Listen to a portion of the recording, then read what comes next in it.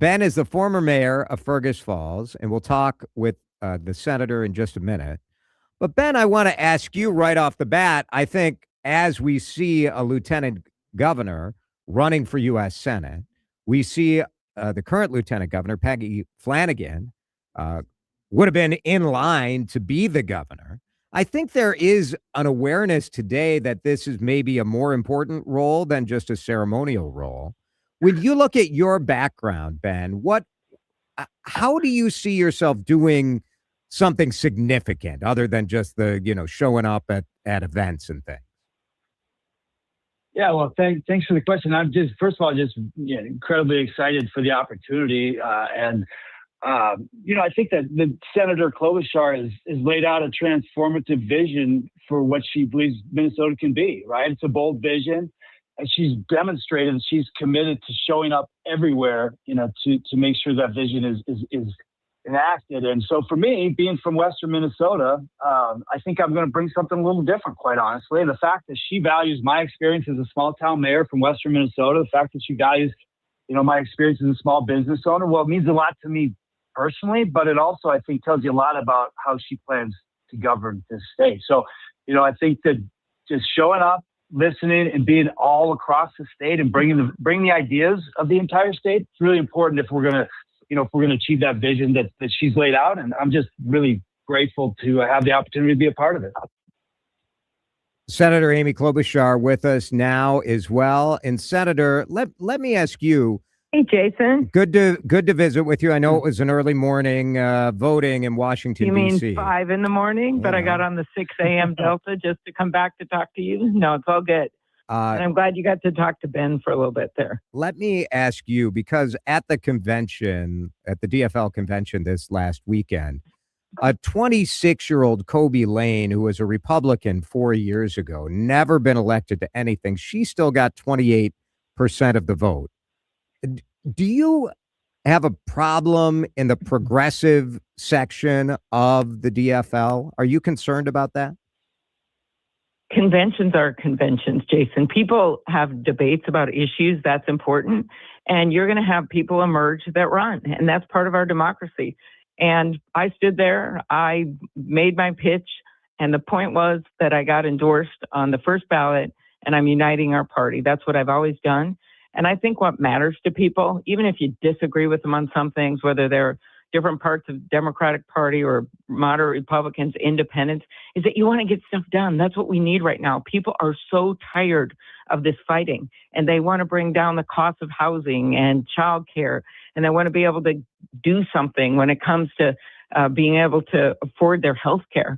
And finally, in Minnesota, they want to root out this fraud. I mean, they're tired of this. And I think we should have a government that can carry its weight and match the drive and ambition of the people of this country. That's why I picked Ben for lieutenant governor, because he's someone that started 2 businesses in a small town. And when he was told it was a dying town, he said, no, I'm going to make it better. I'm not going to wait around and serve out my term. I'm going to make it better. And that's what I want to do as your governor. Fraud is the number one issue that when we asked earlier this week, what is your top issue in Minnesota? Affordability is major. Fraud was the number one thing we heard from people. You've been talking about it a lot. When did you first know that, I think the state of Minnesota may have a fraud problem? I found out about it like a lot of people did when the cases started getting out in the news. And I will say before that time, though, I wanted to put in a U.S. attorney, and this is during the last Biden administration, and even before that, I wanted to put in strong U.S. attorneys. I figured that's my job. And my job was to put in someone like Andy Lugar. I insisted he get in there. He's the one that exposed the cases. He's the one that brought the cases. And then he even asked me to call the Justice Department, the highest department in the land, and say, we need more resources in Minnesota. This is really bad. I did that, called the top echelons of that department, got the money, and he'll tell you I'm the only senator in the country that did that.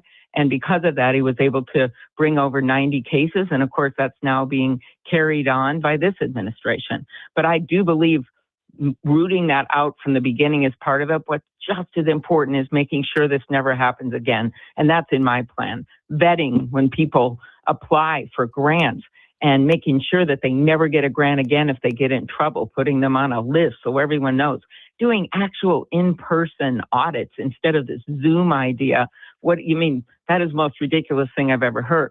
They should get surprise audits so you can figure out what's going on. And then you make sure that the resources are going to the people that need them. And I'm glad the legislature did some bipartisan work this time, increasing the criminal penalties and making sure that we've got in place at least the beginning of updating this computer system that's 40 years old, and they're using flashing cursors from the days of Oregon Trail. But do you think you could have spoken out earlier?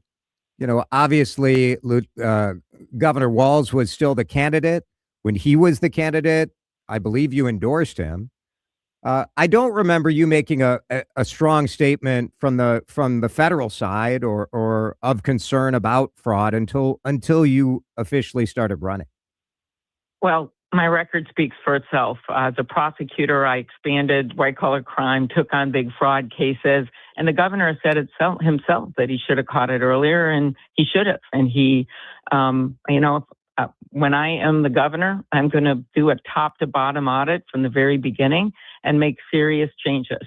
And so the way I handled this was the minute I heard about these cases, I asked Andy Lugar, I called him, what do you need? How can we do this?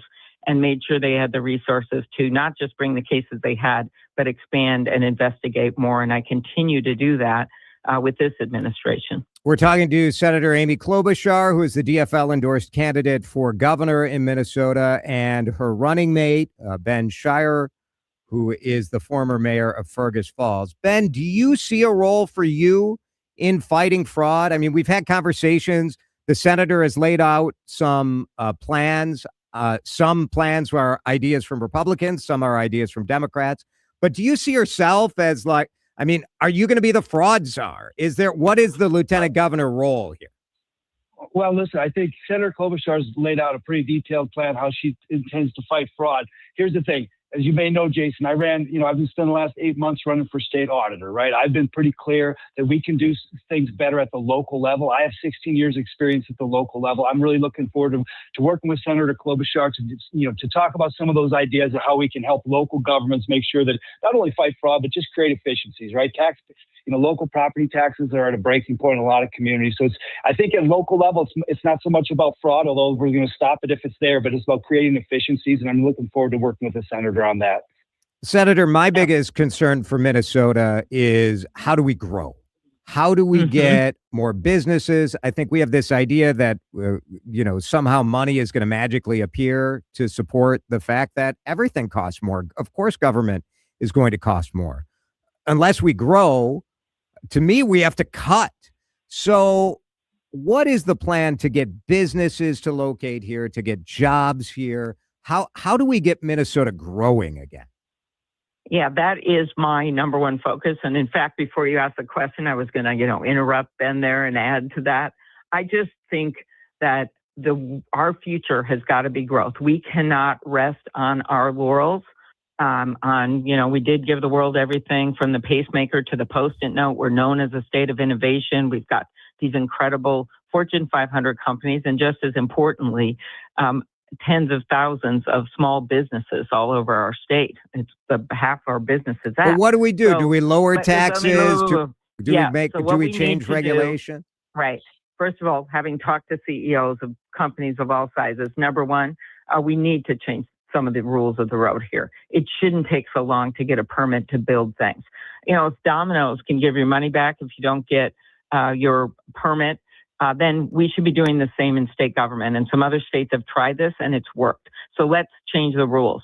I am not interested in having a focus on raising taxes. I know we have a progressive tax system. I think that's important. What I want to do is see how we can make government work better so we can add businesses and we can make sure that we can carry our own weight. And that's the top to bottom audit is not just about fraud. It's also about looking, are there things that aren't working that we shouldn't be doing anymore? And what can we do to work? And that's why I'm going to be very focused on those kinds of reforms. One of the reasons I picked Ben, and that I'm going to pick a cabinet that's focused on growth and reform.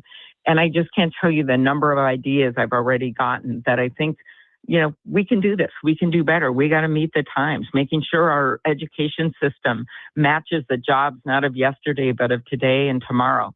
And so that our students are getting educated. And we once again become a place where kids not only want to stay here and go into these incredible businesses and start them themselves, but also bring in people from other states that want to work here as well. Amy Klobuchar with us and Ben Schierer.